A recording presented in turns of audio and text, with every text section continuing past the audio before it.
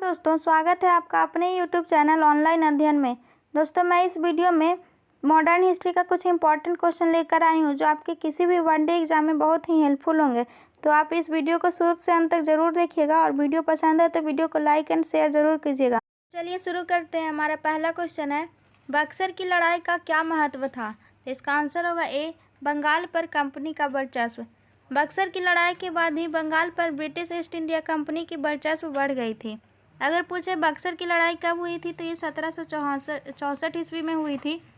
व्यापकता के सिद्धांत द्वारा ब्रिटिश संप्रभुता में सतारा राज्य को कब शामिल किया गया था? तो इसका सही आंसर हो जाएगा सी, 1848 ईस्वी में। ये सिद्धांत लॉर्ड डलहौजी के द्वारा लागू किया गया था। इसमें जिस राजा का उत्तराधिकारी नहीं होता था उस राज्य को हड़प लिया जाता था। अगला है, पिट का भारत अधिनियम कब पारित किया गया था? 1773 में, 1784 में, 1796 में या 1802 में? तो इसका सही आंसर हो जाएगा बी, 1784 में।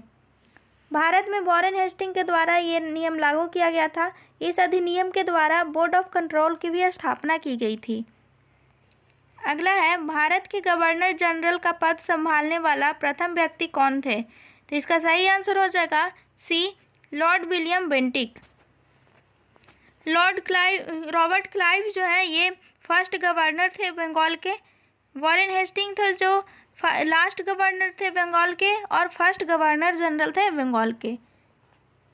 अगला है, निम्नलिखित में से कौन भारत आने वाला पहला यूरोपीय था? इसका सही आंसर हो जाएगा ए, पुर्तगाली। पुर्तगाली के बाद डच आए थे, उसके बाद ब्रिटिश, उसके बाद डेनिश, उसके बाद फ्रेंच और उसके बाद स्वीडिश आए थे। अगला है, निम्नलिखित में से किसने यूरोप से भारत तक केप मार्क की खोज की? तो यहाँ पर ध्यान रखिएगा, ये खोज करने की बात की गई है। तो इसका सही आंसर हो जाएगा सी, बार्टोलोमियो डियास। अगर पूछता भारत तक केप मार्क से कौन आए थे तो उसका नाम होता वास्को डी गामा। अगला है, भारत में निम्नलिखित में से कौन सा पुर्तगाली गवर्नर साम्राज्यवाद की नीति पेश करता है? तो इसका सही आंसर हो जाएगा डी, अल्फांसो डी अल्बुकर्क। अगला है, भारत के निम्नलिखित पुर्तगाली राज्यपालों में से किसने बीजापुर के शासक से गोवा पर कब्जा किया था? तो इसका सही आंसर हो जाएगा डी, अल्फांसो डी अल्बुकर्क। अगला है, निम्नलिखित में से भारत भूमि की यात्रा करने वाला पहला ब्रिटिश अन्वेषक व्यक्ति कौन है? तो इसका सही आंसर हो जाएगा बी, जॉन मिल्डन हॉल। अगला है, ईस्ट इंडिया कंपनी का पहला कारखाना किस स्थान पर बनाया गया था? तो इसका सही आंसर होगा सी, सूरत में पहला कारखाना बनाया गया था। अगला है, निम्नलिखित में से किसे भारत में अपनी सभी बस्तियों को अंग्रेजों को बेचने के लिए मजबूर किया गया था? तो इसका सही आंसर हो जाएगा डेनिश को मजबूर किया गया था ब्रिटिशर्स को अपना सारा बस्ती बेचने के लिए। अगला है, वास्को डी गामा भारत के पश्चिमी तट के कालीकट में कब पहुंचा था? तो इसका सही आंसर हो जाएगा बी, 1498 ईस्वी में। अगला है, वास्को डी गामा का कालीकट में किस भारतीय शासक द्वारा स्वागत किया गया था? मतलब कालीकट के राजा उस टाइम कौन थे? तो इसका सही आंसर हो जाएगा ए, जमोरीन। अगला है, भारत का पहला पुर्तगाली गवर्नर कौन था? तो इसका सही आंसर होगा डी, सी, एफडी डी अल्मीडा।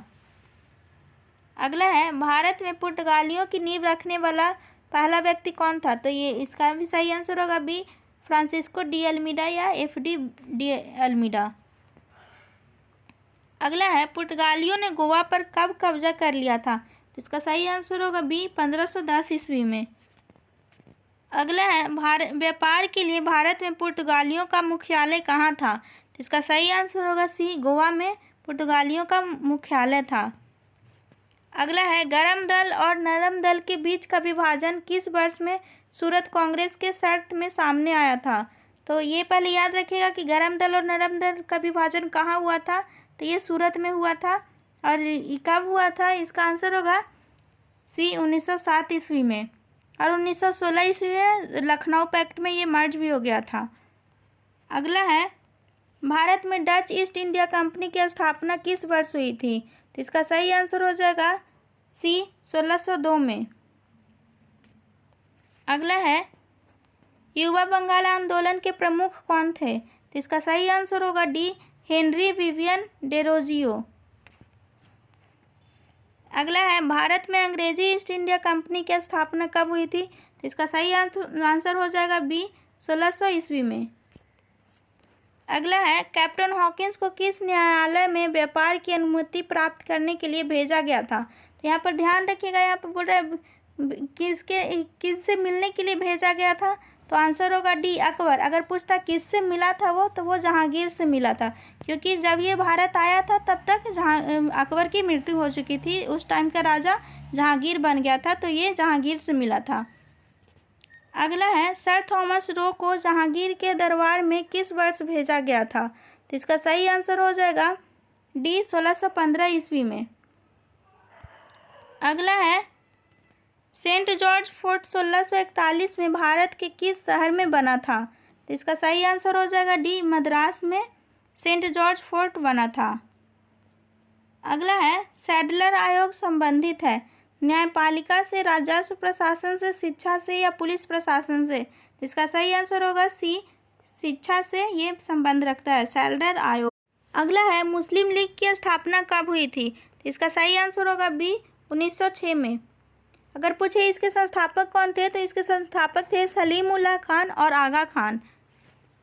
अगला है, व्यक्तिगत सत्याग्रह में विनोबा भावे को पहले सत्याग्रही चुना गया था, और दूसरा कौन था?